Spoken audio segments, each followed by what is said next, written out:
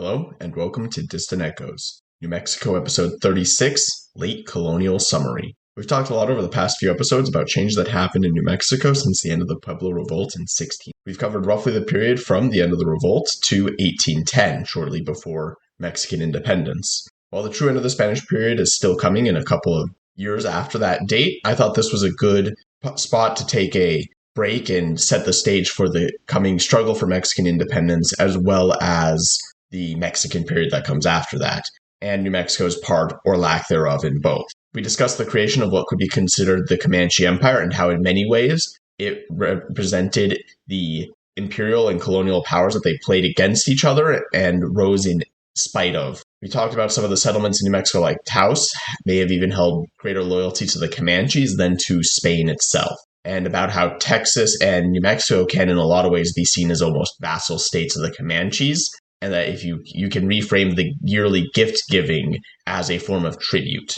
We also discussed some of New Mexico's other neighboring peoples and their history, as well as their kind of rises to power over the course of the late 18th century. In 1692, New Mexico, for the second time, began the process of building a Spanish colony that could be useful to the Spanish Empire. Unlike the previous attempt in New Mexico that had ended with the Pueblo Revolt, this would not be to find wealth. Instead, New Mexico was to serve two main purposes: support Spain's claims in North America, and to be part of a defensive line that helped keep hostile Native American tribes from raiding the prosperous mining settlements of northern Mexico. To meet the challenges of establishing a colony for such a purpose, the Spanish luckily had a new group of energetic kings, the Bourbons, who enacted a set of empire-wide reforms with the goals of improving the efficiency of local government, reinforcing the authority of the crown, and increasing government revenues. These reforms were bidirectional, often taking advice from those closer to the actual problem and attempting to implement it, rather than solely decrees from the top down. If a solution worked, it would often be adopted in other regions of the empire as well, until a better solution could be tried and implemented either just in that location or across the empire once again. The Bourbons were also not afraid to pick the best man for the job, although this more meritocratic system was still limited to men. Competent, ambitious, and most importantly, loyal men like Juan Bautista de Anza would be chosen for difficult assignments such as in New Mexico. One of the most important policies of Bourbon New Mexico was to grow the economy. While still moving only in fits and starts, the Spanish were able to grow a sustainable arm of the empire in New Mexico. This was mostly due to the relative peace that they were able to carve out, such as by negotiating the Comanche Peace Treaty. This allowed New Mexicans to act as middlemen in trade between Plains peoples and Spanish settlements further south. This is also when coin would begin to be introduced into the colony, but it would still not be widespread until the Mexican period. Another important Bourbon reform across the entirety of the northern frontier was the creation of the provincias internas, of which New Mexico would obviously be part of.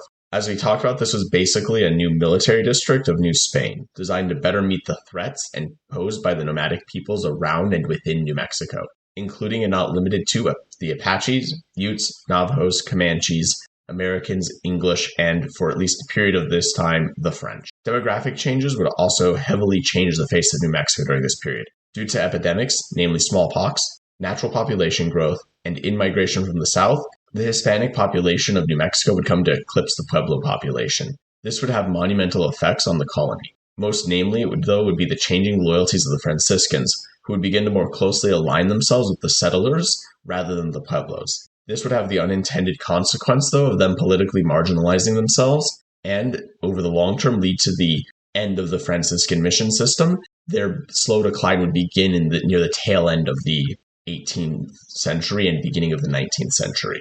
We also begin to see greater interest in New Mexico from the outside world, European or European descended nations specifically. First, we see French traders coming from as far away as Illinois, and after the Louisiana Purchase, American expeditions would come close to, or in the case of Zebulon Montgomery Pike, enter into New Mexico and travel through parts of Mexico. Kicking and screaming, at least as far as the Spanish crown was concerned, New Mexico is being brought into the wider world. New Mexicans, for their own part, would also be participating in illegal trade with some of the traders that did come. Furthermore, New Mexico was beginning to also, from the inside out, look at the outside world. It would strengthen the Camino Real, which was its tie to Mexico proper, as well as to begin to explore paths outside of New Mexico, such as the Old Spanish Trail, which allowed trading with the Utes and long-term travel to trade with and migration to California.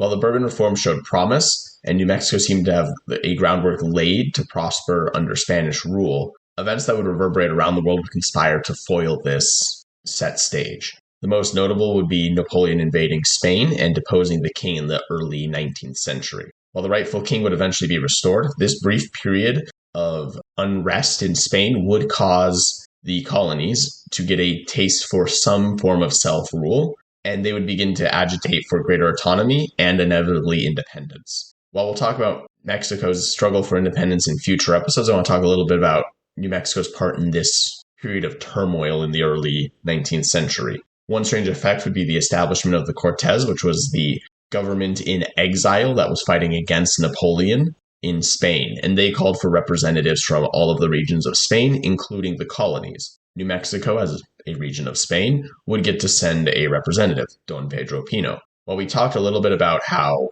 him going and coming back didn't really amount to anything material for New Mexico, mostly because of the coming Mexican independence and his late arrival in Spain, I want to talk a little bit more about one thing he did publish there, which was a book about life in New Mexico.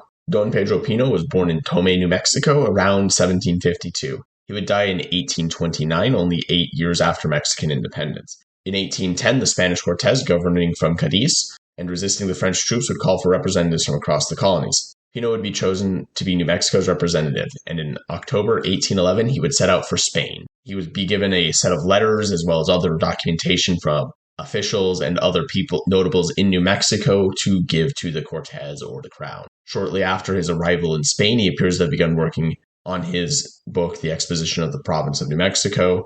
Pino's text itself that he started working on in this time would be a look at what life was in New Mexico, its history, and the colony itself. Pino will make several errors throughout the text, some of the most notables being that Chamuscado, not Coronado, would be the Spanish discoverer of New Mexico, and he also credits Espejo as its conqueror. He also gets some of the dates, like the dates of the Pueblo Revolt, wrong. But overall, he kind of starts with an outline of the province. Here's just kind of a taste of what the text was like. Quote, "The entire province is divided into 8 alcaldias, administered by citizens who serve without pay. They are subject to a political and military governor who resides in the capital of Santa Fe. The governor has no legal advisor nor a secretary, because no such persons are available anywhere in the province. He has 4 assistants, 2 lieutenants, and 2 alfreces." End quote. He also talks about payments for the officials when talking about where they reside and the endemic lack of qualified officials in the province, which he's already kind of started to talk about in that earlier quote. Quote, "The pueblos of El Paso del Norte are administered by the lieutenant governor with military powers, whose salary is 2,000 duros. Whenever this office falls vacant, it is occupied by one of the local citizens. At the time I left, the office was being filled by Don Javier Bernal. This able citizen is put in for his salary, but was told that the commandant general does not have the power to pay him. Perhaps Senor Salcedo, with all of his scruples, needs to be convinced that if he has the authority to appoint the official, he also has the authority to order him paid." End quote. As you can see there's some of that. There's some of those local interests I talked about being talked about in the text itself, such as the person put in charge of El Paso asking for his payment from the commandant general, his superior officer, being told no, and him trying to get the Spanish government to help him get his payment. Things like that would be sent with Don Pedro.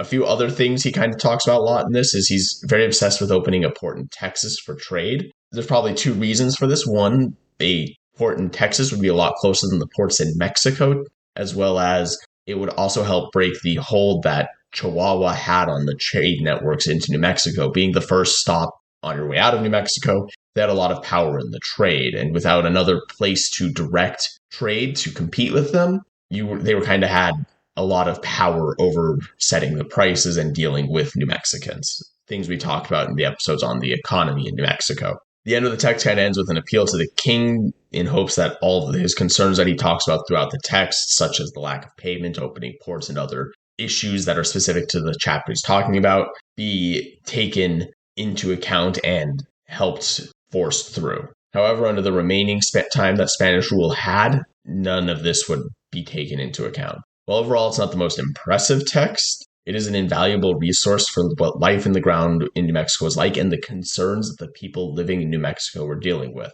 I finished the book in about an evening, and above, you basically have the sum total of my notes on the text. This is kind of where I want to wrap up the Spanish colonial period. Like I said, in the next episode, we'll kind of start rolling into the Mexican period. There's still a little bit more to finish out in that period between 1810 and 1821, but we'll cover those as we get to them. Kind of the big picture, if I were to sum it up, is that with a shift away from extracting wealth from New Mexico, you move to a more stable New Mexico. Without the tributes imposed upon the Pueblos, you've taken away some of the abuses they were facing, which made them less likely to revolt. And you have made it a little bit more stable, growing the economy, because you're no longer focused on getting rich quickly. Instead, you're focusing on building industry, mostly agricultural industries, but still industry.